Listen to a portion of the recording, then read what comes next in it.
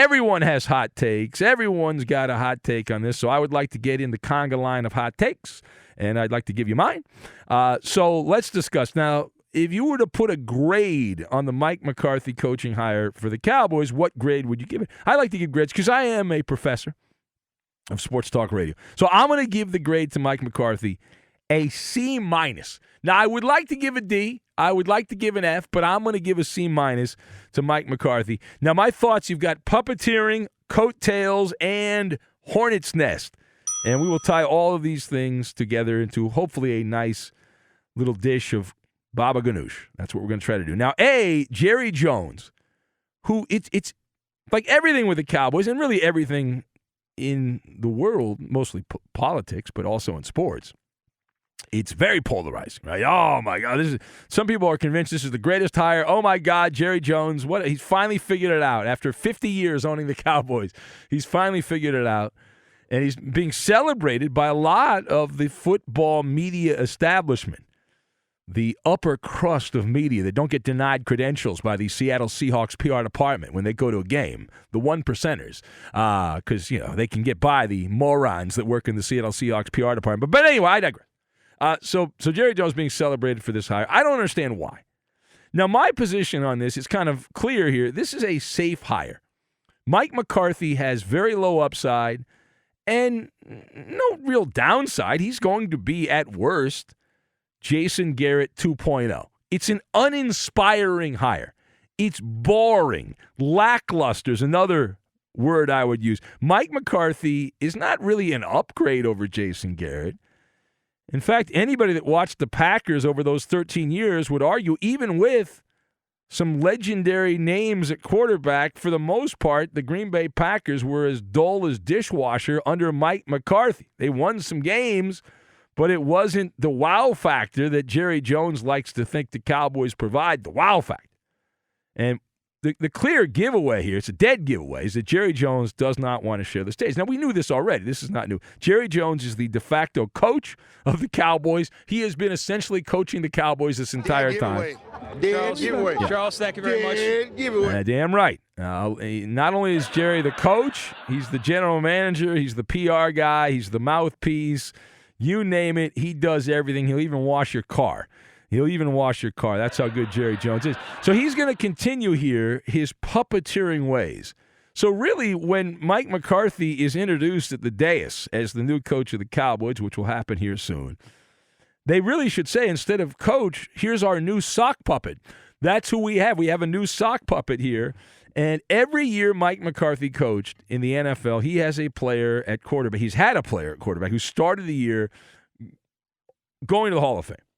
Right? Brett Favre, Aaron Rodgers. Right? Those are the quarterbacks Mike McCarthy had in Green Bay. And not that the NFC North is the weakest of weak divisions, but it's not like the Lions have been really good more than 1 year out of 5. And the Chicago Bears, even though they were the darlings of the pundits here recently to be a Super Bowl favorite, the Bears have mostly been lousy over the last 15 years or so. Every once in a while they have a good team, but for the most part, not so good. The Vikings have had some decent teams in that time. But the argument with McCarthy is that his teams, while they won some games and got to the postseason, they underachieved in the playoffs. It's not my opinion. It's a fact. It's been a decade. It's been 10 seasons since that Super Bowl 45 victory for Mike McCarthy. So he's got a decade without one, and I'm not part of the Championship Defenders League. Maybe you are. I'm not one of these people that sit around and say, well, he won a Super Bowl. Yeah, but. Shove it up your you-know-what. Shove it up the wazoo. And I'm not talking about Washington State.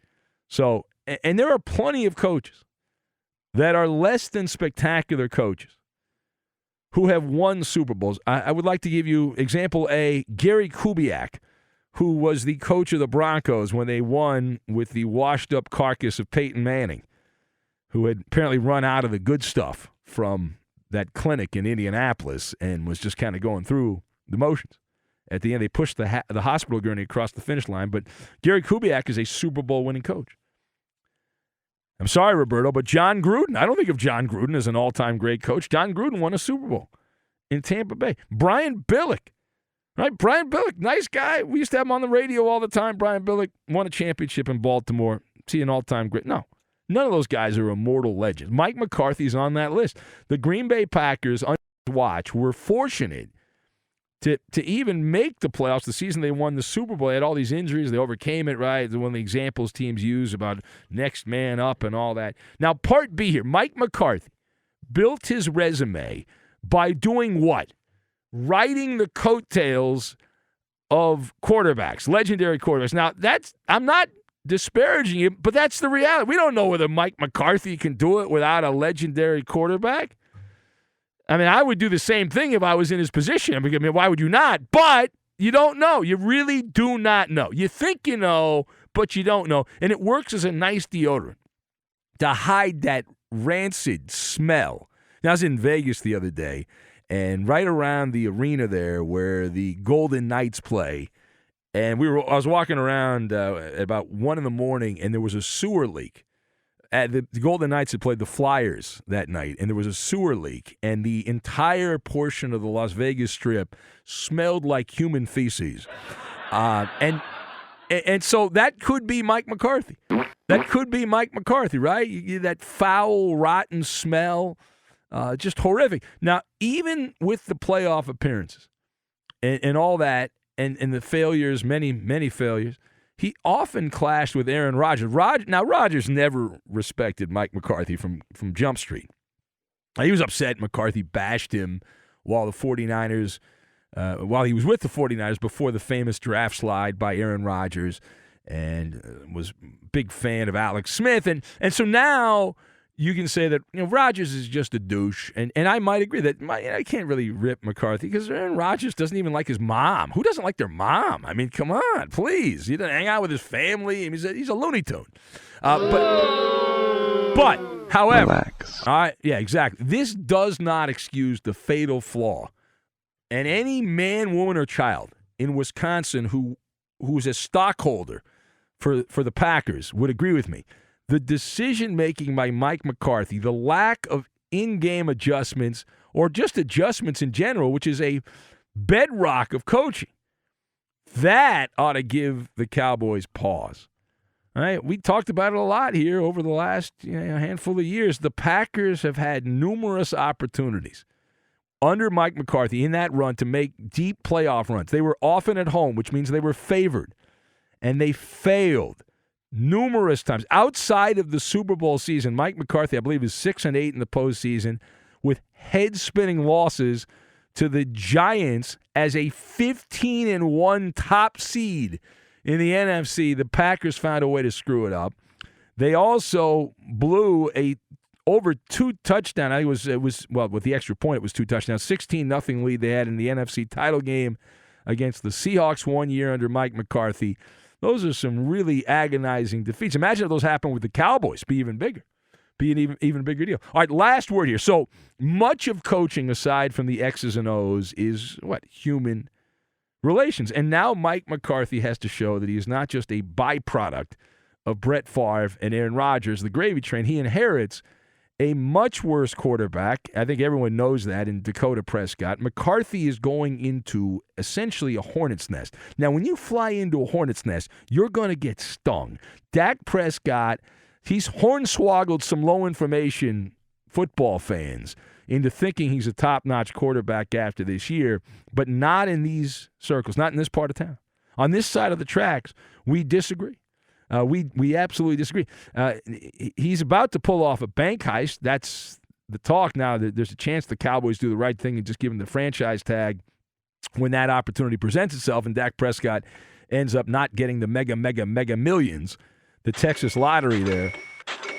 But he's going to get paid a lot more money either way, whether it's the franchise tag or whether or not the Cowboys just give him the riches of Solomon to play quarterback. And while Dak Prescott certainly put up better stats in 2019, upon further review, they were empty numbers. He had monster games against bad teams and turned in often feeble performances against the better teams. Dak Prescott, in games decided by a touchdown or less, was 0-5 with 4 touchdowns and 3 interceptions with a passer rating, which is very reminiscent of his career numbers, of 83.8. The passer rating there, a pedestrian yards per attempt. But yet, when the Cowboys played the weak sisters of the poor and the blind in the NFL, well, Dakota was 6-0 against those teams in blowout games with 16 touchdowns and 3 interceptions. Did you see a trend here? Games decided by 15 or more points against the weaker teams, of course. And Mike McCarthy, now, the key thing here, and the big selling point on McCarthy is this guy will hide in the shadows. He's not an attention whore. He's not, by most accounts, a diva. He will provide boring news conferences, much like the predecessor at Cowboys coach, Jason Garrett. He will allow Jerry Jones to be in the center of attention. Right there in the center, behind the microphone, and never great with young players. That was the other knock on McCarthy. Never great with young players. He has a mixed Cowboy roster. It's not all young. It's not, some middle-aged players, some players in their prime. It's a mixed bag there with the Cowboys. And Mike McCarthy will be predictable. He will coach conservative. He's not gonna. You think he's gonna change? Right? Does the zebra change the stripes? I don't think so. And I don't think that happens very often. So you're going to get a guarded, cautious to a fault coach, and you don't have to worry about him running any red lights and going through any stop signs. Now that said, McCarthy will get the standard 30-day grace period all coaches get before we really unload and unleash the criticism here. But is he going to evolve? Is he going to grow as a coach, Mike McCarthy? It's highly questionable for the Cowboys. And even with the big names, right, this has all the ingredients of being a football catastrophe. He's going to directly report to Jerry Jones like every other Cowboy coach. Now, the question is, well, if not Mike McCarthy, who should you hire? I'll tell you right now who the Cowboys should have hired. There's 2 guys out there I would have gone after, and I'm doing this because I believe these names would have been better than Mike McCarthy. You take a swing. You go big. You go Lincoln Riley from Oklahoma, or I would have brought in Urban Meyer. Either one. I wouldn't touch Josh McDaniels unless Bill Belichick comes with Josh McDaniels. I wouldn't have touched Josh McDaniels, but I would have gone Lincoln Riley of Oklahoma or Urban Meyer of Fox. Damn right. Urban Meyer! Now, a couple of things. First of all, I'm a talk show host. These guys would have been better for me. All right? That's number. And number 2, we could have played the Urban Meyer drop every day on the show.